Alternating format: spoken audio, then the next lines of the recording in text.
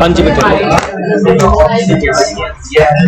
Last class में हमारा चल रहा था परफॉर्मेंस ऑफ रेसिप्रोकल प्रॉमिस 51 से 58 तक 8 सेक्शंस थे इसके अंदर हमारे 5 कर लिए थे हमने।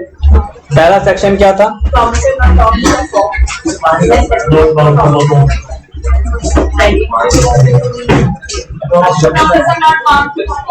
है ना,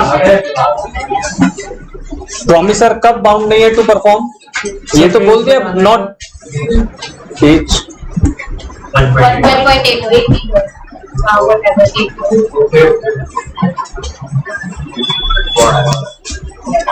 बोल तो रहा है कि promisor not bound to perform, लेकिन कब unless reciprocal promisor ready and willing to perform. और उसका एग्जांपल मैंने क्या कहा था? हम लोग पहुंचे रजिस्ट्रेशन के लिए, प्रॉपर्टी रजिस्ट्रेशन के लिए गए थे ना एसडीएम ऑफिस, और अभी तक उसने हमारे को ड्राफ्ट नहीं दिया जो उसने देना चाहिए था। तो जब वो ड्राफ्ट नहीं दे रहा तो मैं क्यों रजिस्ट्रेशन कराऊं जी?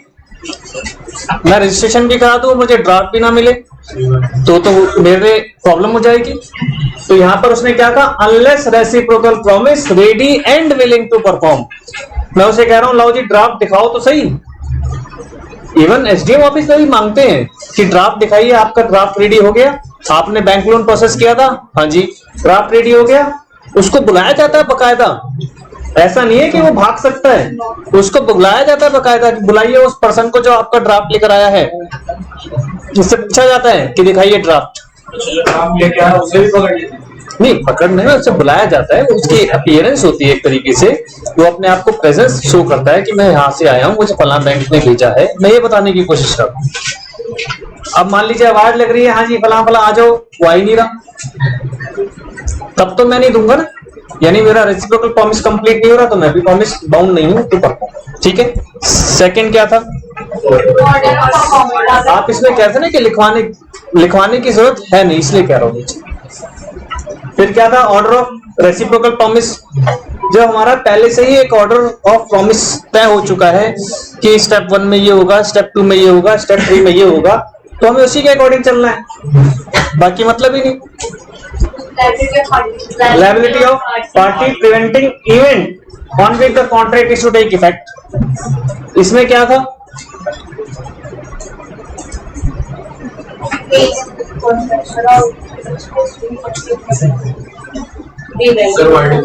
मैं ऐसी एक डील कर रहा हूं या ऐसा कुछ कर रहा हूं कि जिससे जो हमारे प्रॉमिस है वो इफेक्ट हो रहे हैं,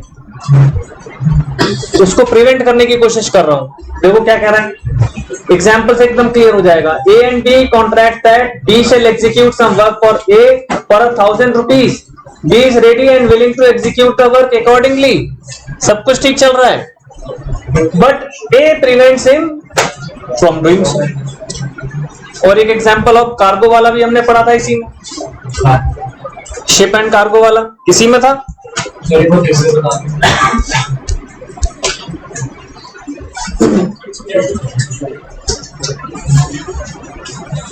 मैं आपसे कॉन्ट्रैक्ट कर रहा हूं कि मेरी बुक का टाइपिंग आप करते हैं, ठीक है, और मैंने आपको कहा कि I will provide you the laptop.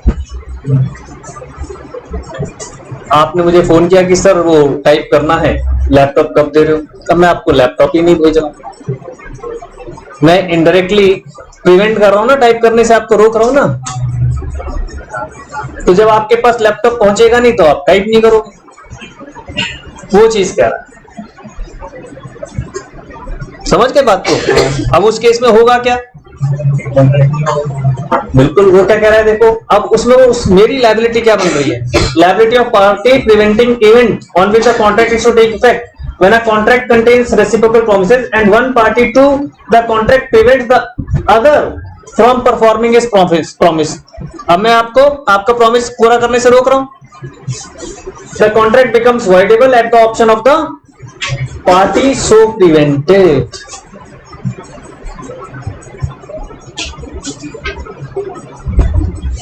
And he is entitled to compensation from the other party for any loss he may sustain in consequence of the non-performance of the contract. ठीक है, इसमें बेशक से आप लिख लीजिए एक लाइन। पहली बात वॉइडेबल, ये वॉइडेबल हो गया। दूसरी बात कैन क्लेम कॉम्पनसेशन, ये तो लिखा था पहले पॉइंट आपने, कॉम्पनसेशन।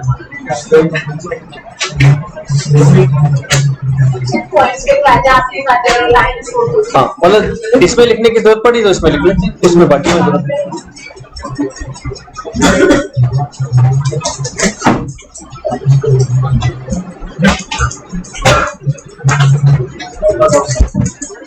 ठीक है, पहला है वॉइडेबल और दूसरा can claim compensation by the suffered party, can claim compensation suffered party.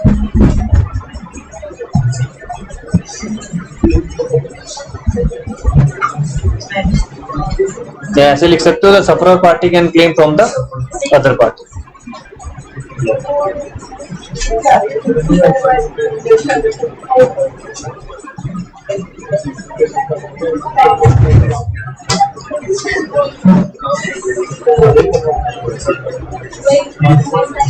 अब देखो 54 क्या कह रहा है, सेक्शन 54,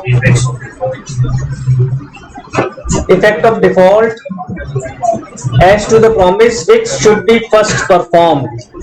मैंने बताया था ये डिफॉल्ट कंप्यूटर वाला डिफॉल्ट नहीं है, ये एरर वाला डिफॉल्ट है, डिफॉल्टर वाला डिफॉल्ट। जिसको पहले प्रॉमिस फुलफिल करना था वही डिफॉल्ट कर रहा है। तो क्या कह रहा है, when a contract consist of reciprocal promises such that one of them can not be performed or that it is performance can not be claimed till the other has been performed. हाँ वही वाली बात है। And the promiser of the promise last mentioned fails to perform it, such promiser cannot claim the performance of the reciprocal promise। जिसने मान लीजिए दो प्रोमिसर्स हैं, दोनों ही प्रोमिसर कहलाते, मेरे लिए मैं प्रोमिसर हूं, आपने जो प्रॉमिस फुलफिल करना है आप प्रोमिसर हैं। मुझे अगर अपना कोई प्रॉमिस फुलफिल करना था और मैं उसमें कोई डिफॉल्ट करता हूं तो क्या मैं अब आपको कंपेल कर सकता हूं कि आप अपना प्रॉमिस फुलफिल करो? नो, वही क्या है, defaulter can not compel the other party to fulfil his promise. ये लिख लो line, defaulter can not compel the other party to fulfil the promise. Defaulter can not compel the other party to fulfil the promise.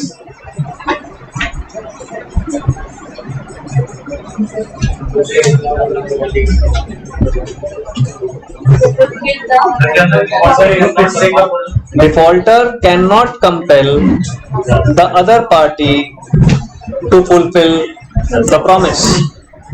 Comma डालकर और लिख लो आगे, aggrieved party can claim the compensation।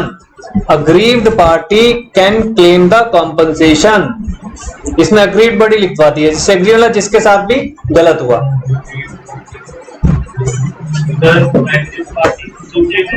हाँ जी बेटा, हाँ कैन क्लेम द कॉम्पनसेशन।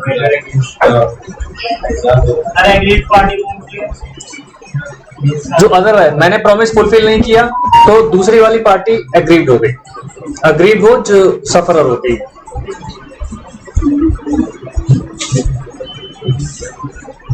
देखो example 28 से clear हो जाएगा, ये वाला पढ़िए। A hires B to make a shoe rack।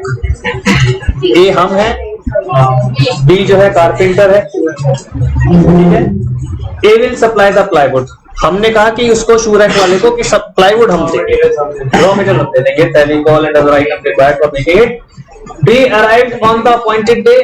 B आ गया and time, but A could not arrange the required material।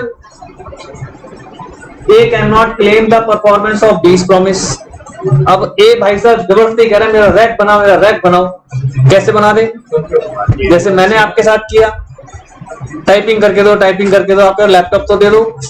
वही वहां पर कह रहा है शू रैक कहाँ है, शू रैक कहाँ है? वो कह रहा है भाई मेटेरियल तो दिया नहीं, शू रैक कहाँ से बना दूं? ठीक है ना।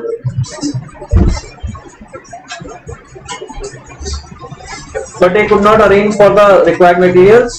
A cannot claim the performance of B's promise. A carpenter को कंपेल नहीं कर सकता. And must make compensation to B. अब अग्रीड पार्टी कौन है? वो कारपेंटर अपने घर से मेरे घर आ गया, एक दिन की लेबर खराब हो रही है उसकी, I must compensate him. ठीक है, नेक्स्ट लिखो. Effect of failure to perform at a time fixed in the contract in which time is essential. Time is essential कह रहा है.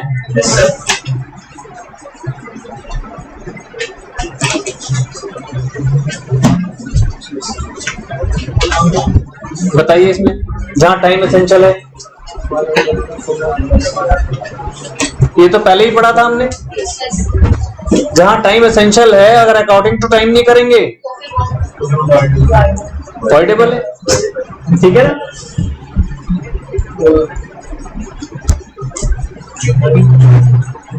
इसमें लिखने की जरूरत है, जो पहले लिखा हुआ है लिख लो. अवॉइडेबल,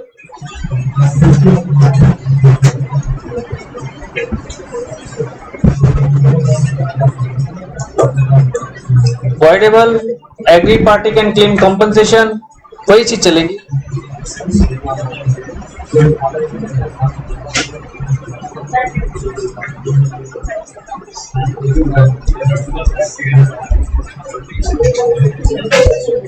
इतना बड़ा बड़ा लिख दिया है इन्होंने भी ना, जहां जरूरत नहीं है वहां पे इतना सारा बड़ा बड़ा लिख दिया. नहीं, अवॉइडेबल और compensation claim can claim by the agree party.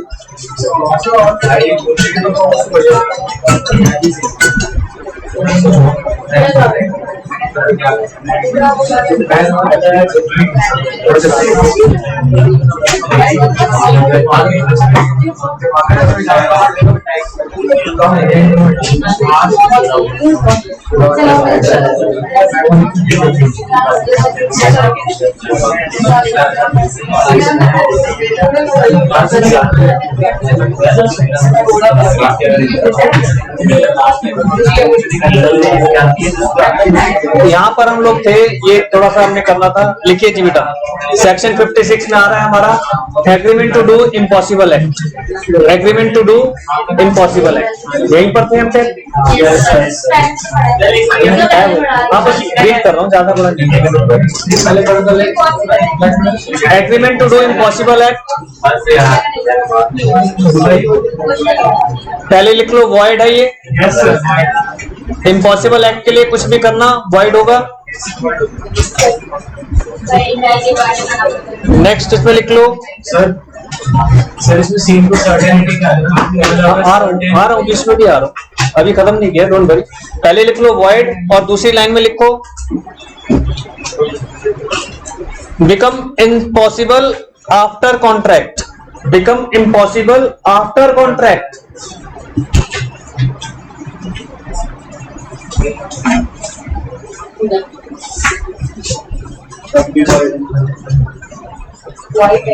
Wide है तब भी है तो वाइड ही, लेकिन हमने ये बोला है कि बिकम्स इम्पॉसिबल आफ्टर कॉन्ट्रैक्ट. जब मैंने कॉन्ट्रैक्ट किया था तब ये पॉसिबल था, लेकिन कॉन्ट्रैक्ट के बाद इम्पॉसिबल हो गया. उसमें कई चीजें हो सकती है.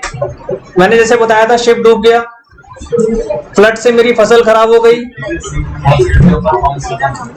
ठीक है ना, या फिर कोई ऐसा लॉ पास हो गया जिसकी वजह से वो चीज जिस कॉन्ट्रैक्ट में हम एंटर्ड थे वो अब वो बैन हो गया. तो फिर जो एक पार्टी का वाइड में कहां से आ गया? उसमें क्यों कॉम्पनसेशन होगा? लॉस का कंपनसेशन नहीं होगा. लॉस का कोई कंपनसेशन नहीं होगा. कैसे? जैसे अगर किसी ने कोई बिजनेस करा, अगर उससे बिजनेस कर दिया, अब अगर कुछ वो चीज वो प्रोडक्शन बीच में रोके ना हमारी, बिल्कुल वो बताए थे. वो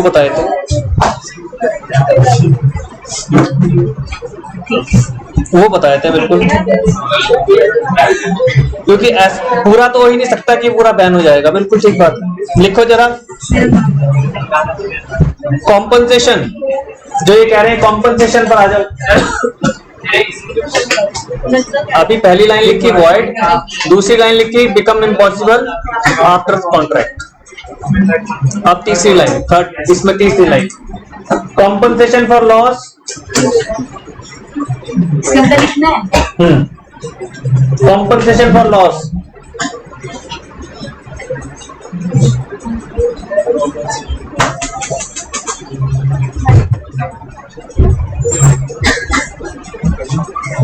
to the aggrieved party for non-performance of promise. Compensation for loss to the aggrieved party for non-performance of promise. Compensation of loss to the aggrieved party for non-performance. Aggrieved party और non-performance. बिल्कुल ठीक बात है। जैसे मैंने अभी बताया भी था कि ड्यू टू कोरोना वायरस वो फार्म हाउसेस में मैरिज बैन हो गई। अब जिन जिन लोगों ने फार्म हाउसेस के वो ले रखे थे, बुकिंग ले रखी थी, they have to return it back, क्योंकि ऑफिशियली वो कैसे उसको रख सकते हैं, रख ही नहीं सकते। एज पर लॉ ही तो हुआ है बैन, हमने थोड़ी बैन कराया है। हाँ, उसमें वो ये रखा जा सकता है कि अपना रीजनेबल डिडक्शन कर सकते हैं। मान लीजिए उन्होंने आगे कोई फीस पे कर दी, वो अमाउंट डिडक्ट की जा सकती है ना। जैसे वो लोग भी तो रजिस्ट्रेशन कराते हैं ना, तो अगर वो रजिस्ट्रेशन करा सके तो वहां से तो पैसा वापस नहीं आएगा। ठीक है। इसमें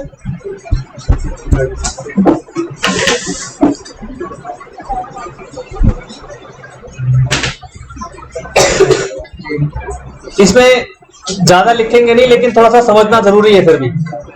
जो इसका एनालिसिस है बेटा, एक मिनट, एनालिसिस ऑफ सेक्शन 56 ये जो बोल रहा है ना, जैसे हमने कहा कि एक तो कॉन्ट्रैक्ट में एंटर होने के बाद इम्पॉसिबल हो गया, या वो पहले से ही था।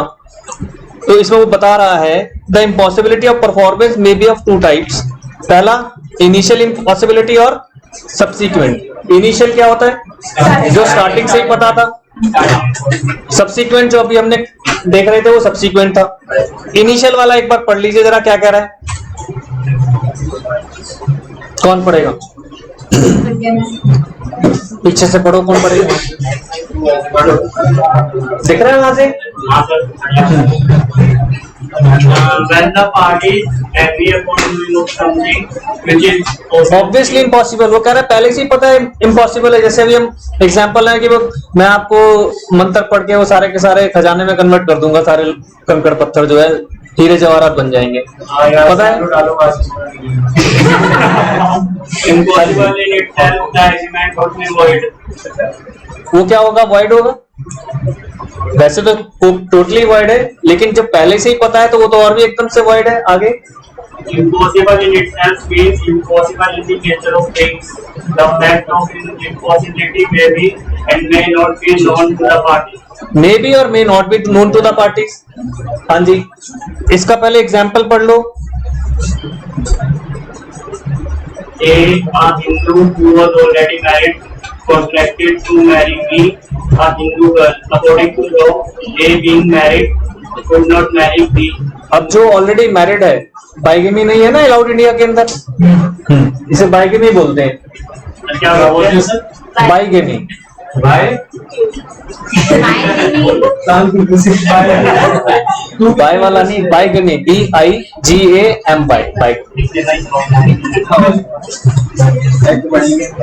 चलो चलो पढ़ो पढ़ो। They must make compensation to B for the loss caused to her by the non-performance of the contract. आगे ना वही, क्यों हो सकता है लॉस, क्यों नहीं हो सकता? मान लो लड़की ने बहुत सारी तैयारी कर दी हो, लड़की ने उस लड़के के ऊपर कुछ खर्चा कर दिया हो, पैसे निकाल, सही बात है, कुछ भी हो सकता है। वो चीज मत सोचो। देखो जिस सेंस में लिखा है उस सेंस में सोचोगे तो समझ में आएगा ना, एकदम कॉन्ट्रैरी नहीं सोचना। हाँ जी आगे, ये चीज समझ में आ गई। आगे क्या हुआ, मुझे भी तो बता दो, क्यों हंसे? चलो आप ही पढ़ो, आप ही पढ़ो आप। हाँ नहीं नहीं, उनको ही बोल रहा हूँ, तो जरा सेंट्रलाइज हो जाएगा ना, आवाज सारी चारों तरफ आ जाएगी। हाँ जी पढ़ो बेटा, जल्दी से जल्दी खत्म करना है। So example 28, 29. वो तो पढ़ लिया फर्स्ट पॉइंट में. If it known to the parties, If known to the parties, it could be observed that an agreement constituted while unknown to the parties may be impossible of being performed and void.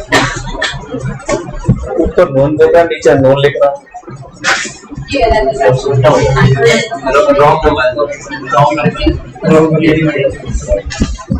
Sir ये तो कुछ खास नहीं, वो unknown word नहीं आना चाहिए. हाँ वही unknown to the party. Unknown to the parties गलत है. सर ये क्या चाह रहे हैं मतलब कि एक पार्टी दूसरे वो ये कहना चाह रहा है मे बी पॉसिबल कि नोन में हो लेकिन उसके बावजूद भी वॉइड है. जो इम्पॉसिबल है मैं भी जानता हूं कि भाई नहीं बन सकता, आप भी कह रहे हो मैं बना दूंगा, आपको भी पता है, दोनों को पता है, लेकिन है तब भी वॉइड. ठीक है, ये चीज कह रहा है. जैसे उसका एग्जाम्पल से क्लियर हो जाएगा. ये देखो कितना अच्छा एग्जाम्पल है, ये वाला देख लीजिए जल्दी से बेटा, आप ही पढ़ो. He promises to pay a sum of 5 lakh if he is able to swim across the Indian Ocean from Mumbai to Aden within a week. In this case, there is no real argument since both the parties are quite certain in their mind that the act is impossible of achievement. Therefore, the agreement being impossible in itself is void. अब मुझे distance नहीं पता bye kilometre के कितना होगा, लेकिन it will be a very huge distance. उसको एक हफ्ते तक तो वैसे ही कोई नहीं तैर सकता, ये हर कोई जानता है ना. यहाँ तो उसके पास शिप हो या कुछ इस तरीके का बोट हो. हाँ वही ना, यहाँ तो कोई ऑप्शन हो तो बात है, लेकिन एक हफ्ते तक कैसे तैर सकता है, ये तो पॉसिबल ही नहीं है. ठीक है, तो if known to the parties, दोनों पार्टीज को पता था लेकिन उसके बावजूद भी क्या होगा, वॉइड ही है. Second, if unknown to the parties, अब पढ़ो आगे. हाँ जी बेटा, आप ही पढ़ेंगे, जब तक हंसोगे तब तक पढ़ोगे.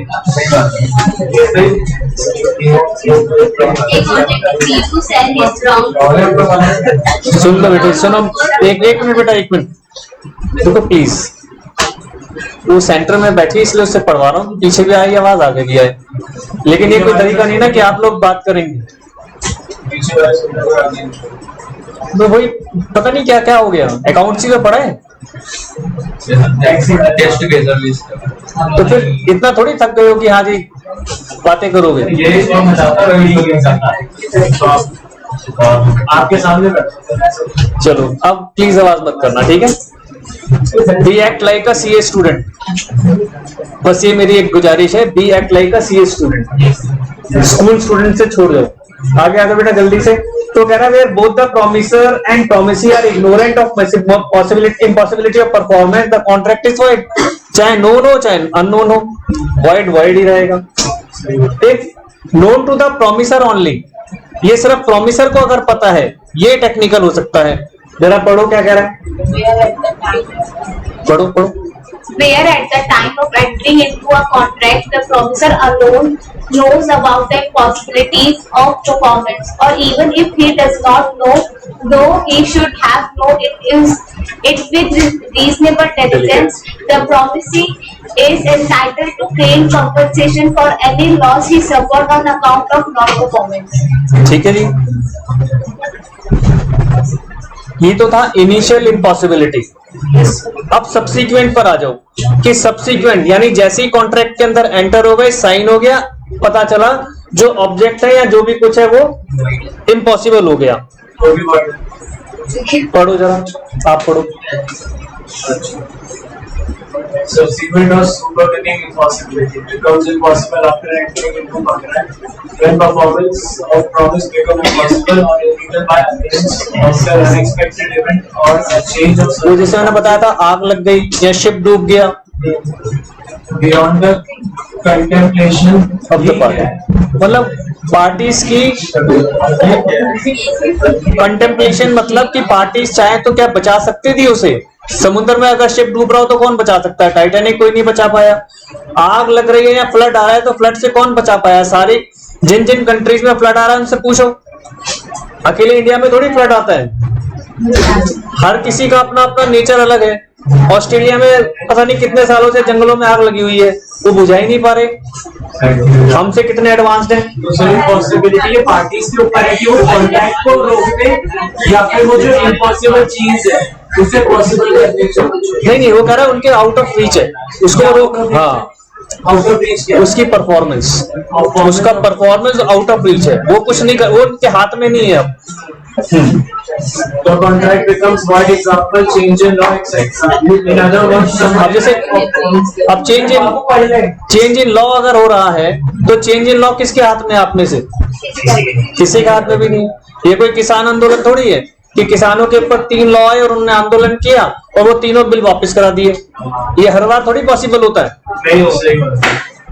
ये इसमें भी कितना 1 साल तक पूरे दिल्ली एनसीआर ने झेला है, तब जाके वापस हुआ है।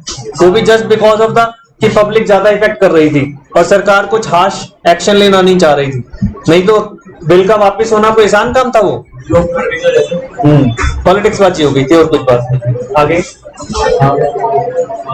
Change in law, etc. In other words, sometimes the performance of a contract is quite possible when it is made, but subsequently some event happens. which renders Subsequently some event happens. Such impossibility is called the subsequent or supervening. It is also called the post-contractual impossibility. The effect of such impossibility is that it makes the contract void and the parties are discharged from further performance of contract. ठीक है जी।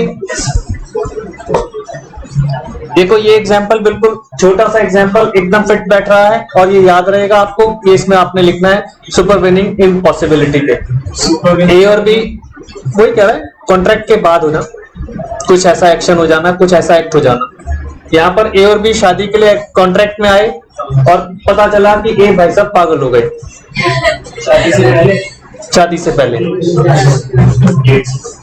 पहले वो mad हो गया। In this case the contract becomes void due to subsequent impossibility. ठीक है जी, and thus discharged. Void हो गया ना, अब तो परफॉर्म हो ही नहीं सकता। जो इंसान मैड हो गया, मैड के साथ तो कोई भी कॉन्ट्रैक्ट आप करेंगे वो वैसे ही अनलॉफुल हो गए।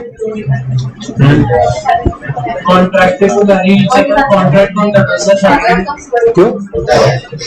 मुस्लिम लॉ में कॉन्ट्रैक्ट मैरिज होती है, क्रिश्चियन लॉ में कॉन्ट्रैक्ट मैरिज होती है। वो तो कोर्ट मैरिज होगी ना, वो एक अलग चीज है। कोर्ट मैरिज अलग से भी कॉन्ट्रैक्ट मैरिज ही, वो उसमें कॉन्ट्रैक्ट मैरिज ही होती है। अगर आप उसमें उनका पूरा पढ़ेंगे तो उसमें लिखा हुआ होता है वो जो मेहर की राशि और वो सब जो है वो कॉन्ट्रैक्ट का है कि अगर बाई चांस दोनों के बीच में अनबन हुआ, कुछ भी हुआ तो लड़की को इतनी रकम वापस कर दी जाएगी, इस तरीके से। That is a contract. जैसे हिंदू मैरिज में कॉन्ट्रैक्ट नहीं है, तो इसलिए इसने स्पेशली बोला।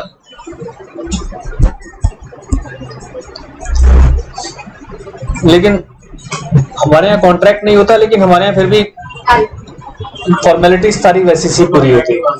फॉर्मेलिटीज तो पूरी होती है ना कि पहले एंगेजमेंट होना, फिर कुछ जो भी कुछ। अब उसी टाइम पर मान लीजिए एंगेजमेंट हो गई और उस टाइम पर कोई लड़का पागल हो गया तो तब शादी थोड़ी करेंगे बस।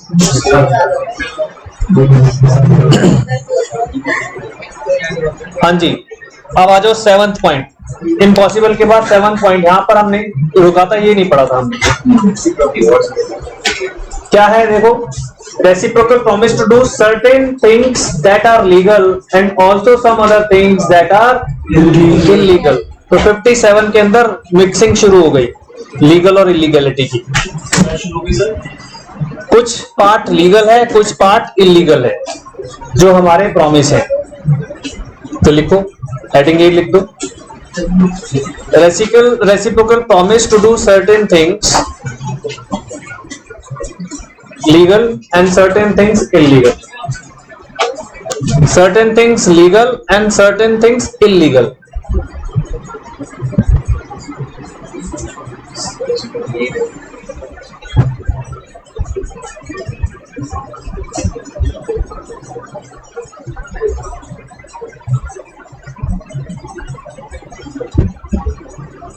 अगर ये ओवरऑल इलीगली माना जाएगा। नहीं नहीं नहीं, ऐसे नहीं होता बेटा। ओवरऑल लीगल, ये तो हमने पहले भी पढ़ा हुआ है ना कि मान लीजिए आप पॉसिबिलिटी ऑफ परफॉर्मेंस में हमने पीछे पढ़ा था पिछले चैप्टर में कि अगर आप एक साथ कंसीडरेशन, एक साथ किसी के साथ छोटे छोटे कई कॉन्ट्रैक्ट करते हैं और कंसीडरेशन एक देते हैं, तो उसमें हमने कहा नहीं था कि कुछ पार्ट सिगरेट का, कुछ पार्ट वाइन का, कुछ पार्ट ब्राउन शुगर का जो इलीगल है, तो वो वाला पार्ट आपका वो इलीगल साइड हो जाएगा। समझ गए? वो इलीगल वाला पार्ट। ड्रग्स वैसा वाला शुगर नहीं, वो वाला नहीं। हाँ, अब ये देखो बेटे, उसके साइंटिफिक कंपोनेंट की बात नहीं करेंगे, बट वो इलीगल है, इंडिया में इलीगल है। अरे वो वाली वो कहाँ पहुंच गया, मैं ड्रग्स कह रहा हूँ साथ में, तब भी नहीं समझ रहा। अब तो सारे स्कूल वाले कह रहे हैं। सुनो सुनो सुनो, वो बेटे उसकी बात नहीं हो रही, ड्रग्स वाली ब्राउन शुगर की बात हो रही है। हाँ सर, उसको पता तब भी कल तो हिंदी वाले कोई नहीं, मैं अपनी ड्यूटी पूरी कर रहा हूँ, किसे समझा दूं, कल को ऐसा ना हो कि वो जाकर दुकानदार से लड़ पड़े क्यों बेच रहा है ब्राउन शुगर, इलीगल है। हाँ जी बेटे सुन लो, बड़ा छोटा सा कॉन्सेप्ट है, ज्यादा बड़ा नहीं है, इसको ज्यादा लंबा नहीं खींचेंगे। कह रहा वेयर पर्सन्स रेसिप्रोकली प्रॉमिस, उन्होंने क्या करा कि रेसिप्रोकल प्रॉमिस हुए दोनों पार्टीज के बीच में, first to do certain things which are legal and secondly under specified circumstances to do certain things which are illegal. The first set of promises is valid, but the second set of promises ये ध्यान रखना है। Example में देखो क्या कह रहा है, एग्जाम्पल से क्लियर हो जाएगा। A and B agree that A sell his house to B for ₹5 lakh। हाँ जी बेटा, क्या पढ़ा अभी? गुड, आगे बढ़, आगे बढ़।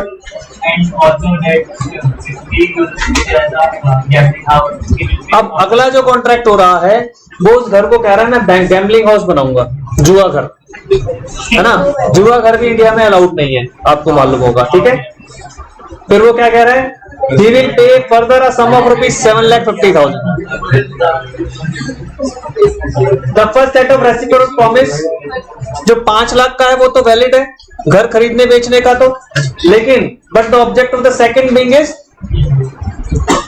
अनलॉफुल है, तो वो आपका वॉइड हो गया। तो इसमें सिर्फ इतना लिख लो, legal part is valid, illegal part is void.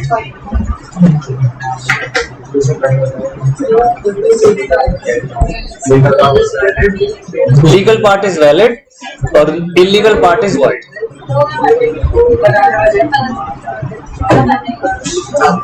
ये एग्जाम्पल इसका याद रखना, इसके अलावा अगर कोई एग्जाम्पल बनाने की कोशिश करोगे तो एट ए टाइम उस वक्त नहीं बनेगा, आपसे बता रहा हूं। उस वक्त ऐसे लगता है कि बना लेंगे, ये एग्जाम्पल जरूर याद रखना, क्योंकि बड़ा परफेक्ट एग्जाम्पल है कि पहला एग्रीमेंट था घर को खरीदने का, दूसरा एग्रीमेंट था उसको गैम्बलिंग हाउस में कन्वर्ट करवाने का। तो पहला पार्ट लीगल है, दूसरा पार्ट इलीगल। तो सर क्या होगा, लीगल है? नहीं नहीं, उसके पार्ट अलग अलग हो जाएंगे। First part will be legal, second part is void. हाँ, घर खरीदना वो लीगल है, लेकिन उसमें जो गैम्बलिंग हाउस का जो कॉन्ट्रैक्ट बन रहा है वो इलीगल हो जाएगा। तभी तो कह रहा है, यही चीज ध्यान रखनी है, तभी वहां पर नहीं बनेगा एट ए टाइम आपसे एग्जाम्पल।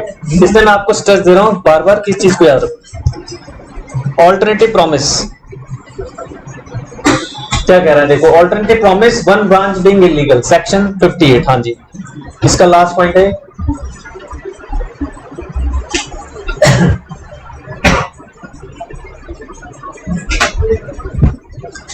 देखो डिफरेंस समझ में आना चाहिए। आप कहोगे सर इसमें क्या नया है, यहां पर जो कंसीडरेशन है वो ऑल्टरनेटिव में दे रहा है आपको, एक प्रॉमिस के साथ ऑल्टरनेटिव चल रहा है, या तो ये या ये। कह रहा है ऑल्टरनेटिव प्रॉमिस जिसका एक ब्रांच इलीगल है। एग्जाम्पल से एकदम से क्लियर हो जाएगा। देखो क्या कह रहा है, A and B agree that A shall pay ₹1 lakh for B, B shall afterward deliver to A either rice or smuggled opium, अफीम। अब आप बताओ, अफीम तो इंडिया में बैन है, तो इसका मतलब एक पार्ट आप इलीगल बता रहे हो, एक पार्ट आप लीगल बता रहे हो। तो उसमें क्या कह रहा है सिंपल, द लॉ ऊपर भी यही था, लेकिन वो दो कॉन्ट्रैक्ट ऑल्टरनेटिव नहीं थे, वो दोनों अलग अलग साथ साथ चल रहे थे। यहाँ पर ऑल्टरनेटिव है कि या तो मेरे से राइस ले लो या मेरे से ओपियम ले लो। स्क्रीन पे नहीं, वो कह रहे हैं कि समझा पे, बट दोनों में ना वो ऊपर वाले में तो बेटा तभी तो कहा ध्यान से सुनो, तब तो हंस रहा था। ऊपर वाले हाँ सुन लेना, तो मैं बुरा नहीं मानता, लेकिन मैं तुझे जो को मेरे साथ जो करोगे मैं बोलूंगा जरूर, मैं बड़ा इन मामलों में फ्रैंक हूँ। पहले वाले कॉन्ट्रैक्ट में दो कॉन्ट्रैक्ट थे साथ साथ, इसमें क्या फर्क है, कॉन्ट्रैक्ट एक ही है लेकिन जो कॉन्सिडरेशन है वो ऑल्टरनेटिव में है बेटा। हाँ, या तो ये या ये, उसमें चॉइस नहीं थी। उसमें मैं आपके साथ दो कॉन्ट्रैक्ट में एंटर हो रहा हूं। पहले मैं आपका घर खरीद रहा हूं आपसे 5 लाख रुपए में, पहला कॉन्ट्रैक्ट। फिर मैं कह रहा हूं कि मैंने घर खरीदा है 5 लाख का, आप मुझे उसे गैम्बलिंग हाउस में कन्वर्ट कराने में मेरी हेल्प करोगे, मैं उसके आपको 7.5 लाख दूंगा। पहले 5 लाख का घर खरीद लिया, अब 7.5 लाख का कॉन्ट्रैक्ट और कर रहा हूं, जैसे बिल्डर्स के साथ होता है। बिल्डर्स के साथ आपने एक प्रॉपर्टी खरीद ली, अब आप कह रहे हो कि मैंने इसमें कैफे खोलना है, अब मेरी इसमें हेल्प करो, तो दो अलग अलग कॉन्ट्रैक्ट हो गए। हालांकि दोनों लीगल है वो तो, लेकिन वहां पर कैफे की जगह वो कह रहा है जी अब गैम्बलिंग हाउस बना कर दो। अभी पहले वो कंप्लीट कर दो उसका पार्ट फिर आपका। और नीचे वाले में वो क्या कह रहा है, एक ही कॉन्ट्रैक्ट है, लेकिन उस कॉन्ट्रैक्ट में मैंने जब आपको 1 लाख दिए तो अब मैं आपसे पूछा बदले में क्या दोगे, तो आप क्या कह रहे हो कि सर या तो मैं आपको राइस दे दूंगा या मैं आपको ओपीएम दे दूंगा। ये चीज आप बोलो। सर मैं ये पूछ रहा था, जैसे कि आप उसे गैम्बलिंग हाउस बनाना चाहिए, जो मर्जी का उसको कॉन्ट्रैक्ट भाई वो बोल रहा है बिल्डर है ना बेटा वो। नहीं एक्चुअली क्या होता है, देखो जो इस तरह के लोग होते हैं उनके पास सारे ऑप्शन होते हैं ना बनाकर देना। मतलब कि वो कॉन्ट्रैक्ट में आ रही है, बनाकर डिजाइन से सेटअप करेंगे, उसको इंटीरियर बोल लो आप। तो इंटीरियर का भी कॉन्ट्रैक्ट उसने ले लिया, ठीक है ये चीज। तो वो क्या कह रहा है, अगर राइस की डिलीवरी होगी तो वैलिड है, और अगर ओपीएम की डिलीवरी होगी तो वॉइड। तो इसमें भी वही लिख लो।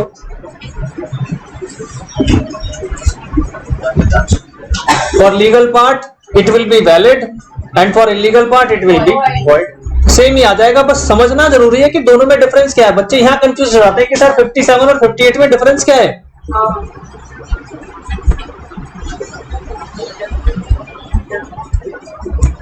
नेक्स्ट हेडिंग जल्दी से, एप्रोप्रिएशन ऑफ पेमेंट्स।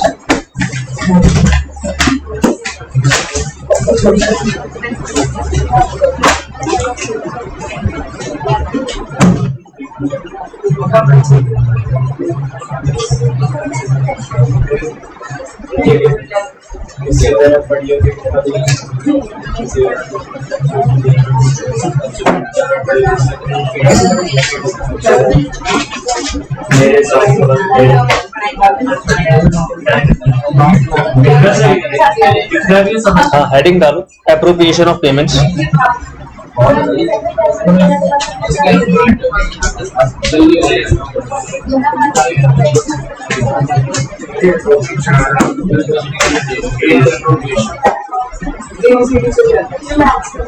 देखो पिछला वाला पॉइंट तो 8 सेक्शन लेकर बैठा था, ये कितने लेकर बैठा है, 3 सेक्शन लेकर बैठा। ऐसे सेट्स में याद करना है, ठीक है। Appropriation of payments, appropriation word आप लोगों ने पहले पढ़ा हुआ है अकाउंट्स में, क्या था, क्या होता है सर उसमें क्या होता है, सिर्फ प्रॉफिट नहीं तो वो नहीं, और कुछ इसके अलावा एक और स्टेटमेंट है, चार्ज तो देना ही बता दो। बेसिकली बेटे एप्रोप्रिएशन का मीनिंग एक और होता है बांटना। एप्रोप्रिएट प्लेसेस क्या होता है? समझ गए? इसलिए पूछ रहा था कि एक और भी है। यहां पर वो कह रहा है एप्रोप्रिएशन ऑफ पेमेंट्स। पहली लाइन में कह रहा है सेवरल डेट्स वर्ड यूज हो रहा है, सेवरल, है ना। सेवरल डेट्स का मतलब क्या है कि कई ट्रांजैक्शंस होंगी, कई पेमेंट्स होंगी। समझ के बात को? क्या कह रहा है? Sometimes a debtor owes several debts to some creditor.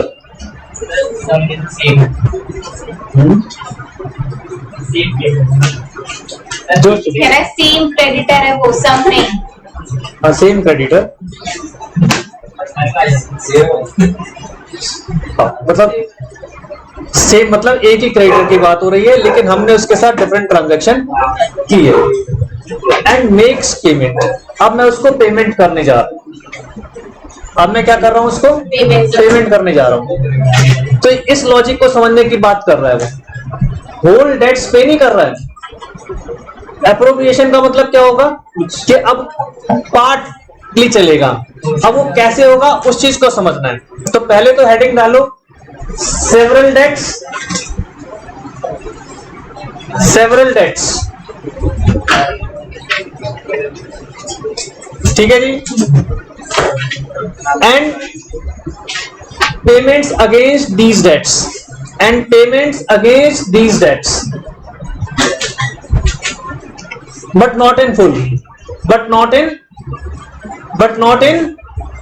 full, but not in full, यानी पूरा का पूरा डेट्स डिस्चार्ज नहीं हुआ है। फुल, ठीक है, फिर लिखो कॉमा डालकर appropriation of payment as per section 59 to 61 as follows. Appropriation of payments as per section 59 to 61 as follows. अब वो जो पेमेंट का एप्रोप्रिएशन होना है वो 3 सेक्शन में डिफाइन किया जा रहा है। Appropriation of payments as per section 59 to 61 as follows. पहला पार्ट, ये 3 पार्ट में चल रहा है, 59, 60, 61। पहला पार्ट 59 नहीं, अभी पहले समझ लेते हैं, फिर लिखना 59। आप पढ़ो बेटा, आप 59।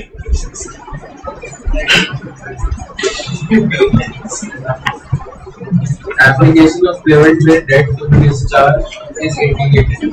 अब वहां पर वो कह रहा है इज इंडिकेटेड। अगर वो इंडिकेटेड है तब, अब कैसे? Where a debtor owing several distinct debts to one person makes a payment to him either with express intimation or under circumstances implying that the payment is to be applied to the discharge of some particular debt. The payment if accepted must be applied accordingly. मान लो ABCDE 4 मेरी dates हैं एक ही creditor के साथ। अब आपने payment भेजी indicate करते हुए this payment belongs to debt A या डेट सी या डेट बी। तो जब आपने इंडिकेट कर दिया कि मैं कौन सी पेमेंट कर रहा हूं, तो वो पेमेंट किसकी मानी जाएगी? उसी पर्टिकुलर डेट की, पर्टिकुलर डेट की पेमेंट मानी जाएगी। Getting my point? Indicated word पर फोकस हो जाओ। तो सेक्शन 59 लिखकर लिखो इंडिकेटेड, सर्कल डाल लो, बस इंडिकेटेड पर फिक्स हो जाओ। जब इंडिकेटेड है तो मेरी पेमेंट उसी तरफ जाएगी जिस तरफ का मैं मेंशन कर रहा हूं। कैसे? ये आप लोगों ने बहुत पहले पढ़ा था अकाउंटिंग इक्वेशन में। क्रेडिटर्स होते थे और क्रेडिटर्स फॉर एसेट्स हुआ करते थे, और कभी कभी वो सेम पार्टी हो सकती है। अब आप दिख रहे हो पेमेंट टू क्रेडिटर, तो वो क्रेडिटर में से माइनस होता था, ना कि क्रेडिटर फॉर एसेट्स वाले में से। और अगर आप लिख रहे हो जी this payment towards payment of asset, तो वो क्रेडिटर्स फॉर फर्नीचर में से माइनस होता था। वो एक एग्जांपल था आपका, इनिशियल स्टेज पर 11th में आप लोगों ने पढ़ा था।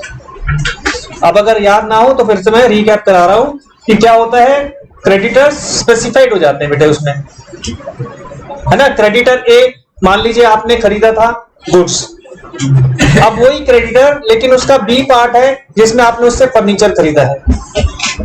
वही पार्ट है सी, मान लीजिए आपने उससे कुछ मशीनरी खरीदी है, कुछ होते ना ऐसी इंडस्ट्रियलिस्ट होती हैं, वो कहते हैं हमसे मशीनरी खरीदो और हमसे रॉ मटेरियल भी खरीदो। हम रॉ मटेरियल भी उधार खरीद रहे हैं, मशीनरी भी उधार खरीद रहे हैं। अब जब पेमेंट की बारी आएगी तो आप बता रहे हो उसे कि सर ये जो मैंने पेमेंट की है मेरी मशीन की है, तो किसमें से माइनस होगा? मशीन वाले में से। तो इंडिकेटेड में तो सिंपल है, तो आप लिख लीजिए इंडिकेट के आगे payment will be applied towards that particular debt, payments will be applied towards that particular debt, will be applied towards that particular debt, D E B T वाला डेट।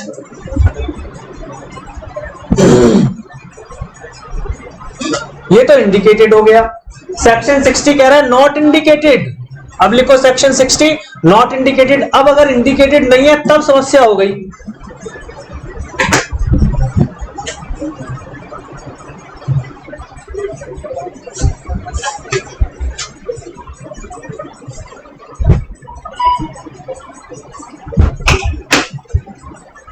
आप पढ़ो बेटा।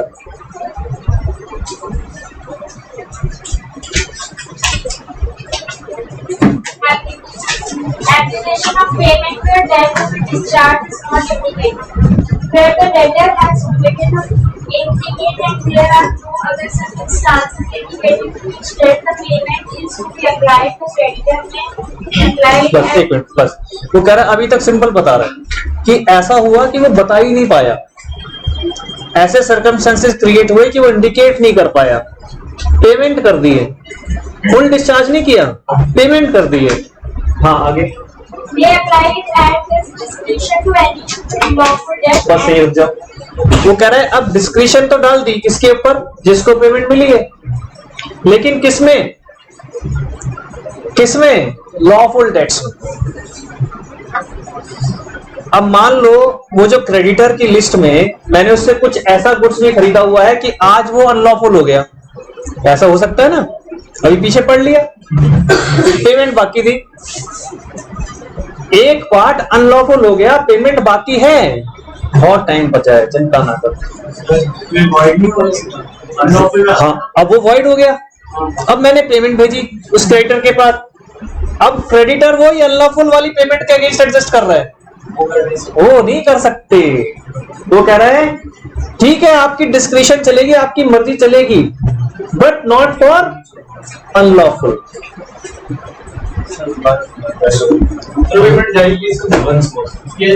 पेमेंट इसलिए जा रही है, आपने क्रेडिटर सी से कुछ रॉ मटेरियल खरीदे, सुनना, रॉ मटेरियल खरीदे, आपका फार्मास्यूटिकल की कंपनी है, आप दवाइयां बनाते हो, आपने रॉ मटेरियल खरीदा और उसी कंपनी से आपने मशीनें भी खरीदी हुई हैं, वो कंपनी जो है मशीन भी बनाती है और रॉ मटेरियल भी देती है, आपने मशीन भी खरीद ली, रॉ मटेरियल भी खरीद लिया, बाई चांस एक रॉ मटेरियल इंडिया के किसी लॉ के अकॉर्डिंग आज इलीगल डिक्लेयर हो गया कि वो फार्मास्यूटिकल को भी नहीं मिलेगा, उनको भी इलीगल हो गया। अब मेरे पास पेमेंट्स करनी थी आपको, दोनों आउटस्टैंडिंग है, वो रॉ मटेरियल का भी और वो मशीनरी का भी। रॉ मटेरियल के दो पार्ट हो गए, एक पार्ट इलीगल, एक पार्ट लीगल। मशीनरी की पेमेंट, अब मैंने यहां से आपको 1 लाख रुपए का चेक भेज दिया, इंडिकेट करना भूल गया कि ये किसकी पेमेंट है, कि वो मशीन की है या वो रॉ मटेरियल की है जो इलीगल पार्ट है, या वो रॉ मटेरियल की है जो लीगल पार्ट है। 1 मिनट मैं फिनिश करूं। 3 पार्ट में पेमेंट मुझे करनी थी, लेकिन मैंने लिखना भूल गया। अब आपके पास 1 लाख रुपए पहुंच गए और मान लो तीनों में आपका मेरा 1-1 लाख का आउटस्टैंडिंग है। अब दुकानदार की नीयत हो गई खराब, उसने कहा जो इलीगल वाला पार्ट है वो तो वॉइड हो गया है, मेरे को तो इससे बस ये हो सकता है कि वो मटेरियल वापस मिल जाएगा और कुछ नहीं मिल सकता, तो इससे अच्छा है ये 1 लाख की पेमेंट इस इलीगल वाले पार्ट में एडजस्ट कर दो, बाकी तो ऑफिशियली क्लेम करते ही रहेंगे। तो वो यहां रिस्ट्रिक्ट कर रहा है बेटा, at his description to any lawful debt, actually unlawful वाले पार्ट में एडजस्ट नहीं होगी। आप बोलो क्या? पहले लॉफुल था, उसके अंदर लॉफुल था, मतलब उसका लीगल था। हाँ। इलीगल सर अब है। हाँ। हाँ तो अब void तो हो गया ना, सर वो वाला पार्ट void हो गया, अब आप डील ही नहीं हो सकती उसमें, आप सामान वापस ले लो। समझ रहे हैं बात को? बात तो प्रेजेंट की हो रही है ना। सामान में दे रहे सामान अगर नहीं दे रहे जो सामान वापस नहीं दे रहे तो उनको फिर कुछ करके वो क्लेम भी नहीं कर सकता, वो पेमेंट भी क्लेम नहीं कर सकते। पेमेंट भी नहीं मिलेगी। पूरा ही इसमें तो वही गैम्बल होती है। इसलिए बस सिंपल सा ध्यान से समझना है कि आप पेमेंट एडजस्ट नहीं भी कर दो बट इलीगल वाले पार्ट में नहीं करोगे। ठीक है, यही लिखा है आगे, आगे पढ़ जाओ। एक्चुअली ड्यू के बाद and payable to him from the debtor there its recovery is or is not barred by law in force for the time being as to the limitation of suits. However, he cannot apply the payment to be disputed debt. Disputed debt के लिए तो claim कर ही नहीं सकते अभी कि वो कह दे कि मैंने जो डिस्प्यूटेड डेट है उसमें एडजस्ट कर दिया ना, उसमें भी अप्लाई नहीं कर सकते। डिस्प्यूटेड तो वही हो गया जब लॉ मना कर रहा है। ठीक है जी, तो नॉट इंडिकेटेड में आप लिख लो at his discretion. At his discretion, discretion होता है ना अपनी इच्छा के अनुसार। At his discretion can be adjusted against the debt but not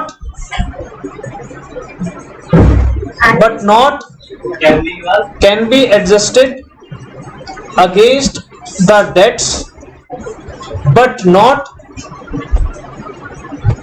against any unlawful debt. Any Unlawful debt but not against any unlawful debt. Sir जैसे अगर किसी को पैसे मिल रहे हैं हम उसको पता ही नहीं कि वो अनलॉफुल होगी उससे सप्लाई करिए और उससे फिर एडजस्ट। हाँ तो गलत हो गया ना, फिर वो कोर्ट में जाएगा कि ये कैसे कर लिया आपने एडजस्ट। अभी जो पेमेंट होगी वो सिर्फ लॉफुल मैटर्स के लिए होगी, अनलॉफुल मैटर्स के लिए नहीं होगी।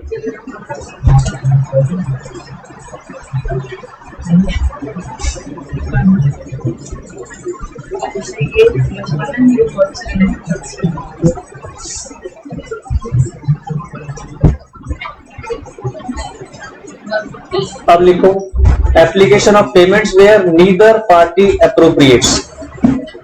लिखो where neither party appropriates, section 61।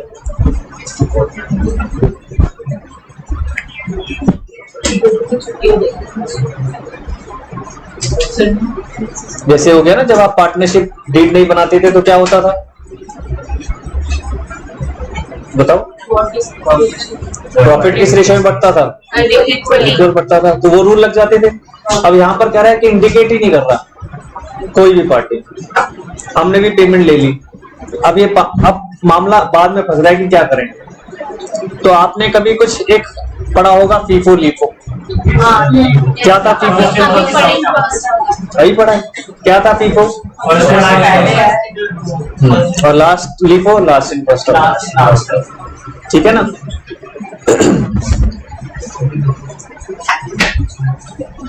First in first out के अपने रूल्स थे, पेरिशेबल नेचर पे लगता था। लीफो के अपने रूल है जिसमें पुराना माल जितना वो पुराना होता जाएगा उतना महंगा होता जाएगा, उस पर लीफो लगा दिया जाता है। अल्कोहल हो गया। तो ऐसी सिचुएशंस होती हैं, यहाँ पर भी वही कह रहा है। कह रहा पेमेंट्स बहुत सारी पेंडिंग पड़ी हैं, मैंने एक मुश्त पैसा भेज दिया नॉट इन फुल सेटलमेंट, अब वो कैसे हो? तो कह रहा है जी वही फीफो लगा दो, फीफो लगा दो। टाइम के अकॉर्डिंग जो पहले पेमेंट ड्यू थी उसी के अगेंस्ट पहले एडजस्ट करो। समझ रहे बात को? तो लिखो, देखो क्या लिखा हुआ है, आंसर सीधा लिख लो। Discharge of debts in order of time.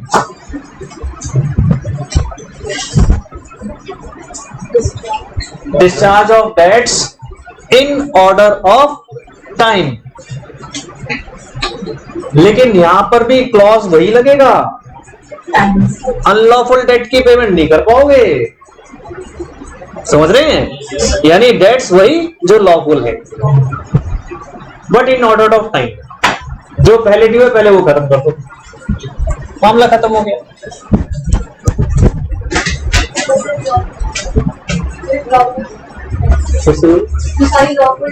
सिर्फ lawful, for lawful debts only. ये हमेशा जब आपने मेंशन नहीं किया, देखो इंटीमेटेड क्या है फिर तो कोई दिक्कत ही नहीं है, ये नॉट इंटीमेटेड और नीचे कोई पार्टी अप्रोप्रिएशन नहीं कर पा रही तब, ठीक है। 59, 60, 61 क्लियर? आ जाओ जी। अब नेक्स्ट हेडिंग डाल दो, सेक्शन 62 से लेकर 67। बहुत सारा है, सोचना ही नहीं चाहिए, बहुत सारा है। आप ना स्ट्रेंथ से मत वो हुआ करो कि इतना बड़ा है, उससे फर्क नहीं पड़ता।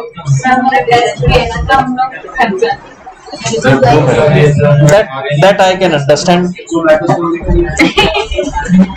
I'm doing my best बेटा, मैं भी कोशिश करता हूँ कि जल्दी खत्म हो जाए, बोरिंग भी नहीं बनाने देना चाहता, नहीं तो मैं भी धड़ धड़ लिखते जाओ लिखते जाओ लिखते जाओ। नो डाउट, मैं मना नहीं कर रहा, बिल्कुल नहीं मना कर रहा, मैं तो कहा ही नहीं, मैंने तो कभी कहा ही नहीं ये चीज। As a student it's boring no doubt, लेकिन मैंने तुम्हें ये भी कहा है कि बेटे जब बोर मानोगे तो और बोर लगेगा, try to make it interesting. मैं इतने सारे एग्जांपल्स, इतनी सारी एक्सप्लेनेशन सिर्फ इसलिए देता हूं कि इंटरेस्टिंग बना रहे। अगर मैं इसको बिल्कुल टिपिकल स्टाइल में सिर्फ पढ़ाता जाऊंगा ना, अच्छा नेक्स्ट हेडिंग डाल दीजिए बेटा। देखो क्या है नेक्स्ट हेडिंग, जल्दी से। कितने बजे टेस्ट है?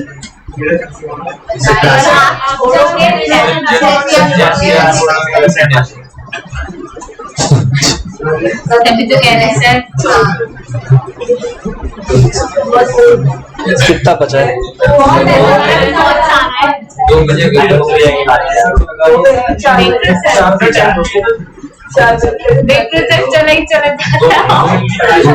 ज्यादा दो ही टॉपिक है। ये देखो, ये आपका डिस्चार्ज ऑफ कॉन्ट्रैक्ट, और ये देखो, और ये देखो टॉपिक 2 ही। सर टॉपिक तो 2 है, सेक्शन तो बहुत सारे हैं ना। लिखो तो सही। देखो ये हमारी अपनी प्रोफेशनल अप्रोच होती है कि वे do not interfere in between other teachers policies. अब अगर उनके मैं इंटरफेयर नहीं करूंगा भाई, है ना? आप लोग भी आगे जब बड़े हो जाओगे तो आप भी नहीं करोगे, तो इसलिए हाँ बेटा, contracts which need not be performed. Intention चाहे मेरी या सुमित सर की या किसी दूसरे बाकी टीचर्स की, इंटेंशन एक ही है आपको पढ़ाने की, और इससे ज्यादा तो कोई बुरी इंटेंशन नहीं है। अब आप कह रहे हो ना कि छोड़ो जल्दी तो आपके हिसाब से ऐसा लग रहा है पूरी इंटेंशन, तो हमारी इंटेंशन सिर्फ आपको पास कराने की है कि पास हो जाओ अच्छे नंबर से। इसी इंटेंशन से सुमित सर भी लगे रहते हैं दिन रात। मैं तो उन्हें कई बार कहता हूँ सर आपने तो अपना वजन भी घटा लिया बच्चों के चक्करों में, तो सर वैसे फिट हो जाते हैं आपके साथ स्ट्रेस ले लेकर ही। हाँ भाई, और फिट हो जाते हैं, वही तो कह रहा हूँ। सर की सारी टीम फिट है, मैं भी फिट हूँ।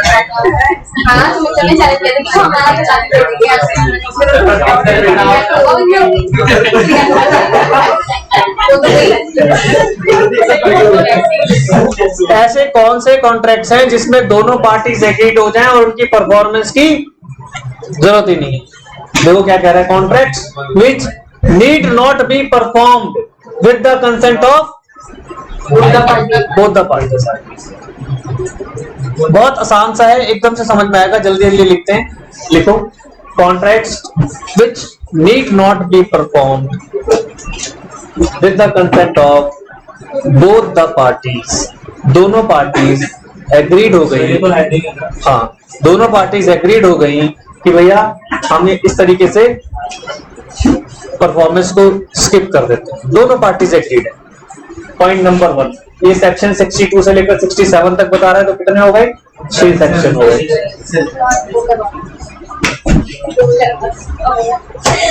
6 सेक्शन हो गए।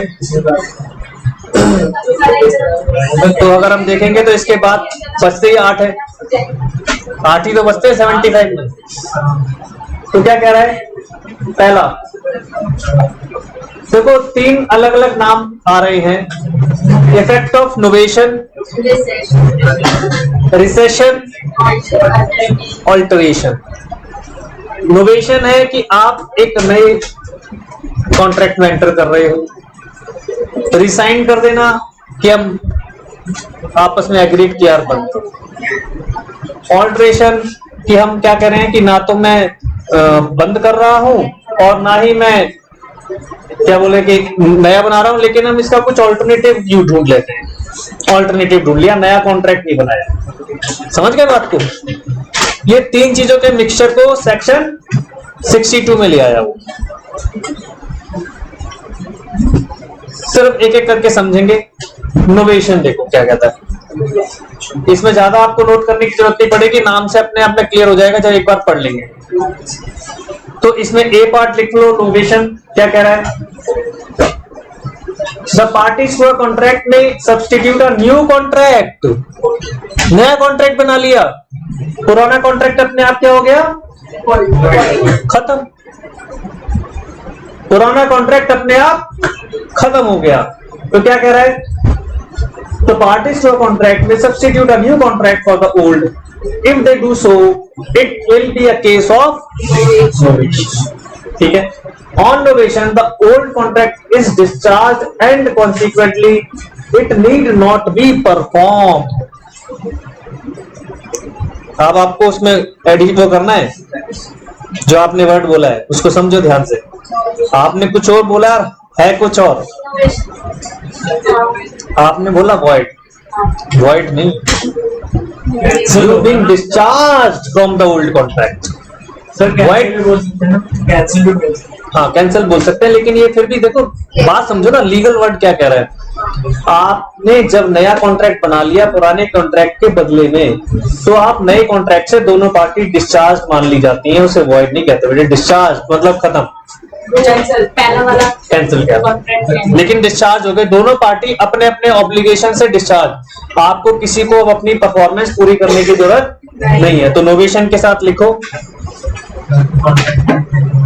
Parties discharge from the old contract. Parties discharge from the old contract.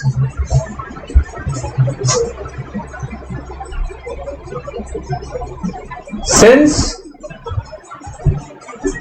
new contract entered mutually. Since new contract entered mutually, दोनों के आपस की सहमति से नया कॉन्ट्रैक्ट आ गया है, जिस वजह से पुराना कॉन्ट्रैक्ट डिस्चार्ज्ड, दोनों पार्टीज डिस्चार्ज्ड। ठीक है जी। सेकंड लिखो बी पार्ट इसका, रिसेशन।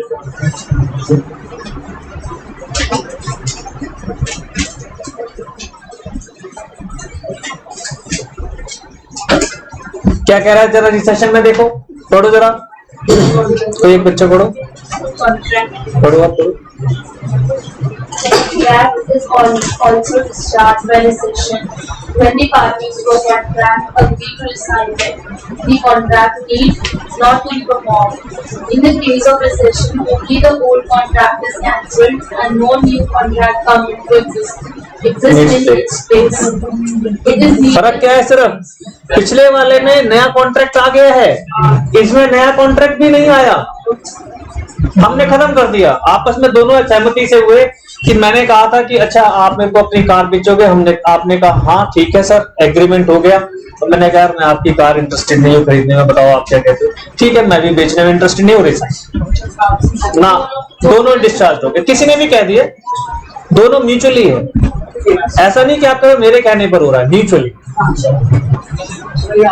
ठीक है, तो उसमें क्या हो रहा है, इसमें फर्क क्या हुआ? आप डिस्चार्ज भी हो गए दोनों पार्टी और नया कॉन्ट्रैक्ट भी नहीं आया।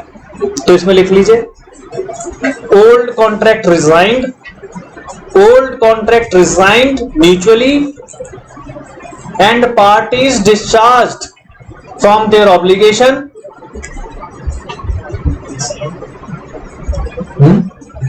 Mutually and parties. मैंने कहा था old contract resigned mutually and parties discharged from their obligation. Parties discharged from their obligation.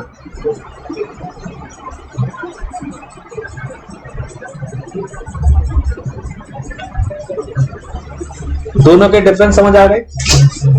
अब इन दोनों के डिफरेंस भी वो बताने की कोशिश कर रहा है, तो मेरे ख्याल से इसमें क्लियर हो गया।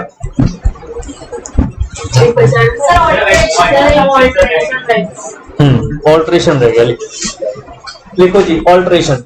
नहीं, मैं वो डिफरेंस देख रहा, इसके नोवेशन और ऑल्ट्रेशन के डिफरेंस। लिखो जी ऑल्ट्रेशन क्या है?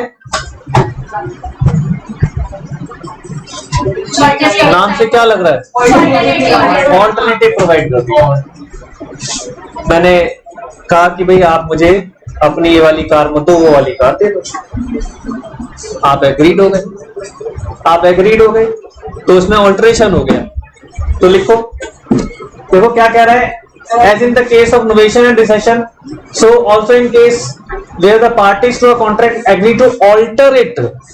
अब वो ऑल्टर कर रही है, पार्टीज एग्रीड है, होगा mutually. The original contract is rescinded. अब अगर ऑल्टर हुआ तो ओरिजिनल कॉन्ट्रैक्ट तो रिजाइंडेड माना जाएगा, with the result that it need not be perform. In other words, a contract also discharge by alteration. But novation नहीं है, उसी में ही ऑल्ट्रेशन हुआ है। तो लिखो, पूछे तो कुछ?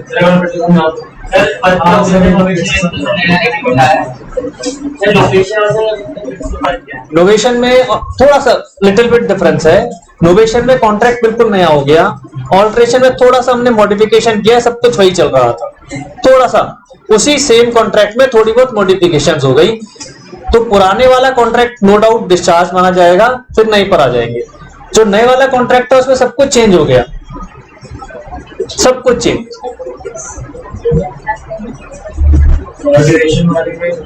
ऑल्ट्रेशन वाले में सेम एज इट इज रहा, कुछ एक दो लाइनें ऐड हो गई या डिलीट हो गई, उसमें सब कुछ ही चेंज हो जाएगा। ऑब्जेक्ट भी चेंज हो जाएगा, ऑब्जेक्ट भी चेंज हो जाएगा, आपका कंसिडरेशन भी चेंज हो जाएगा। मतलब ये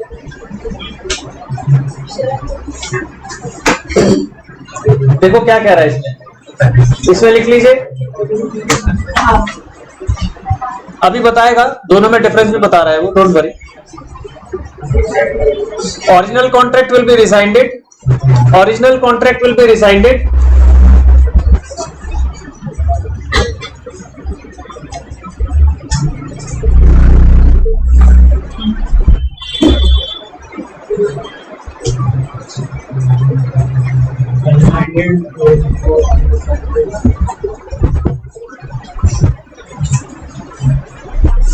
आगे हाँ लिखवा रहा हूँ, तो थोड़ा छोटा कर रहा हूँ, don't worry.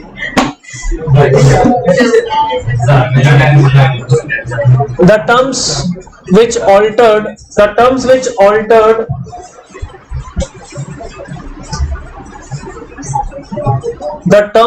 altered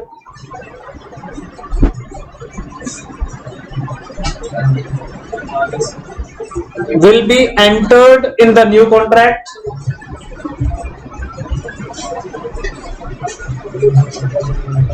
Will be entered in the new contract as the substitution of old one, as the substitution of old one.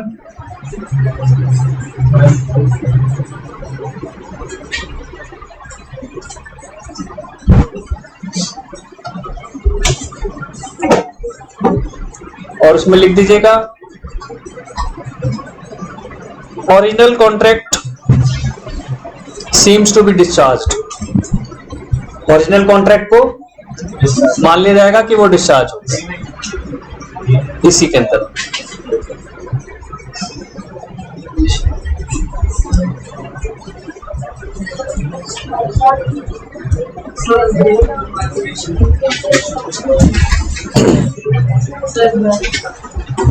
अब ये तो कंप्लीट करेंगे ना टॉपिक। ऑल्ट नहीं ज्यादा ये नोवेशन वर्सेस ऑल्ट्रेशन नंबर नहीं है।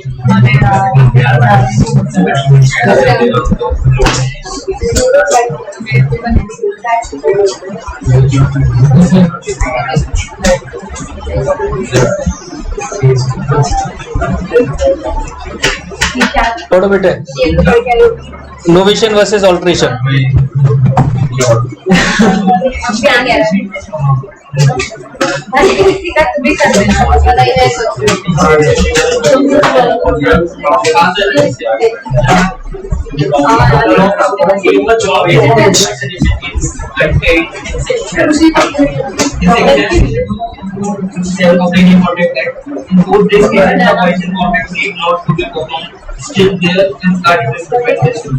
आप कहते ना कि अब वही डिफरेंस बता रहा है, क्या है पहला?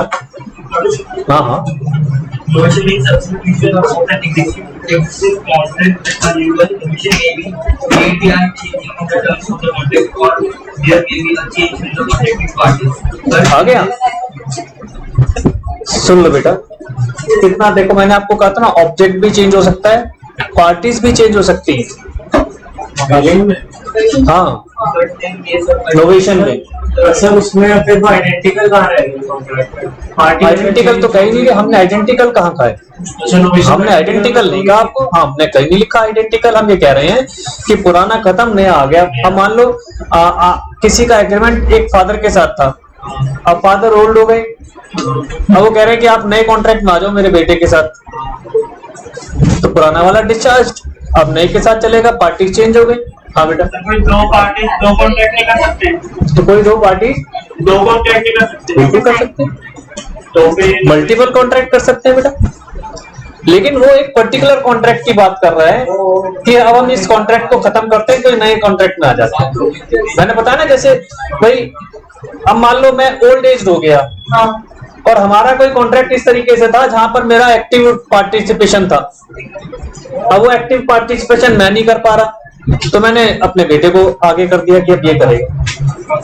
बहुत सारे केसेस में ऐसा होता है।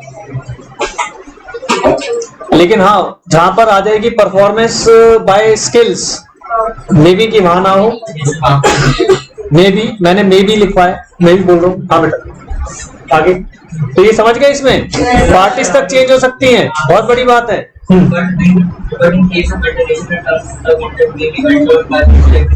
पार्टीज विल बी चेंज, है ना, ये ध्यान रखना, parties will remain same. Next, in case of invention cell in the all two days of the substitution of the context in case of the case of alteration based on the old context and the alteration there may be a change in some of the terms and conditions. मैंने बताया ना, alteration में कुछ terms मान लो हमारे बीच में पता चला कि यार ये हमने जो एग्रीमेंट बनाया ये दो तीन टर्म्स ना समझ अच्छे नहीं लग रहे, इनको चेंज कर लेते, आप एग्रीड हो गए, चेंज कर दिया, लेकिन वही चीज चल रही। ये था हमारा सेक्शन 62। नहीं अभी कर रहे हैं, ये तो सेक्शन 67 तक जा रहा है, ये पार्ट तो खत्म करेंगे ना, ऐसे बीच में थोड़ी छोड़ेंगे। अभी सर भी बाहर नहीं आए,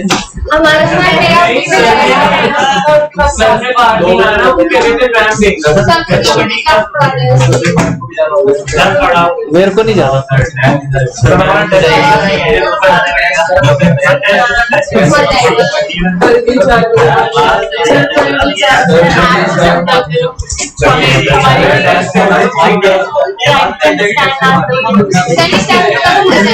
चलो okay, thank you. Thank you sir, sir आ गए ना।